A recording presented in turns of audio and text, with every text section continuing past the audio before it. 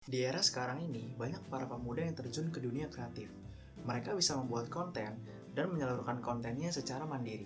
Media-media yang digunakan juga bervariasi, seperti YouTube dan Instagram. Tapi dengan adanya media baru ini, bagaimana dengan media lama seperti radio? Dulu, orang-orang menggunakan radio untuk mendengarkan musik serta mendapatkan informasi. Tapi sekarang, untuk mendapatkan informasi tidak hanya dari radio saja, melainkan lahirnya audio konten baru, yaitu podcast. Podcast adalah singkatan dari iPod dan broadcast. Istilah ini dipopulerkan oleh Apple saat merilis iPod pada tahun 2001. Tapi istilah ini tidak lagi bermakna sama, melainkan playable on-demand broadcast. Jadi, podcast adalah sebuah audio konten yang diunggah sesuai dengan permintaan dan dapat didengarkan berulang-ulang. Daily Social membuat survei mengenai podcast di Indonesia dan ternyata hasilnya menunjukkan usia pendengar podcast di Indonesia itu lebih banyak pemuda atau milenial dibandingkan generasi tua.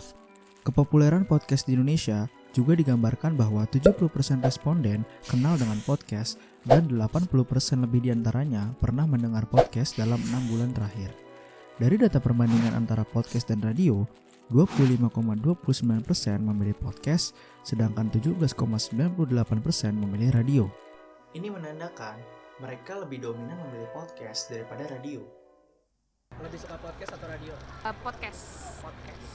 Podcast dong. Kenapa?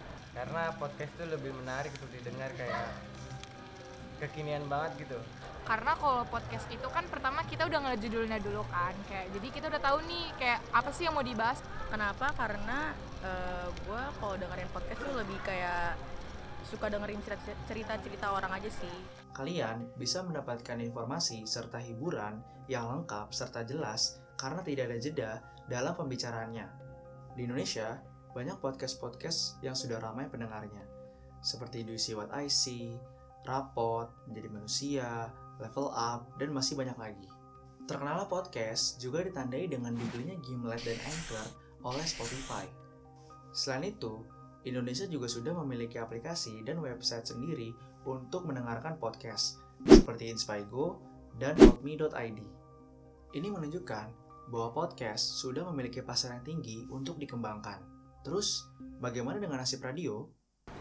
Mayanda, dia adalah penyiar dari salah satu radio komunitas di Jakarta. Halo, nama gue Dery. Dan ini Daryl.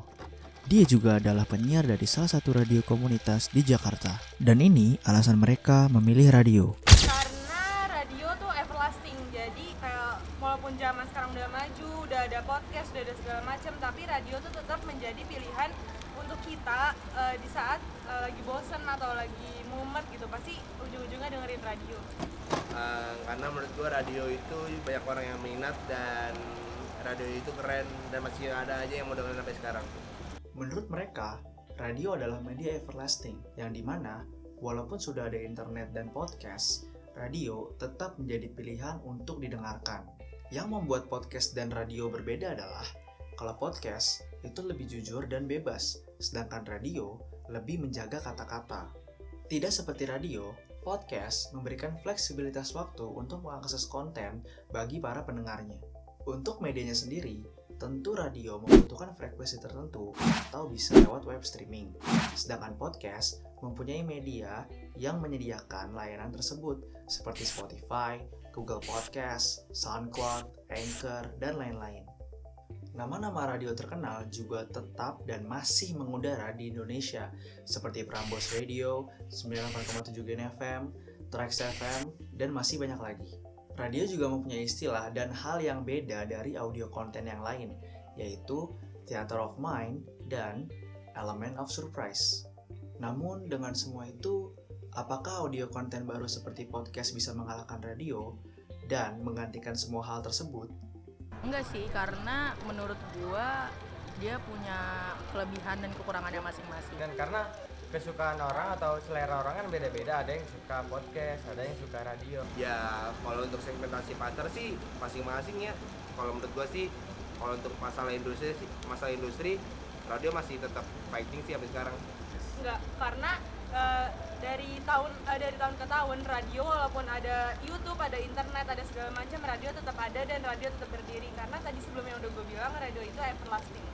Dengan pernyataan tadi, dapat disimpulkan bahwa keduanya mempunyai audiens yang berbeda-beda. Dan untuk industri, radio masih bisa tetap bertahan sampai sekarang. Dikutip dari Tirto, mengutip New York Public Radio, mengatakan bahwa podcast merupakan inkarnasi, bukan reinkarnasi.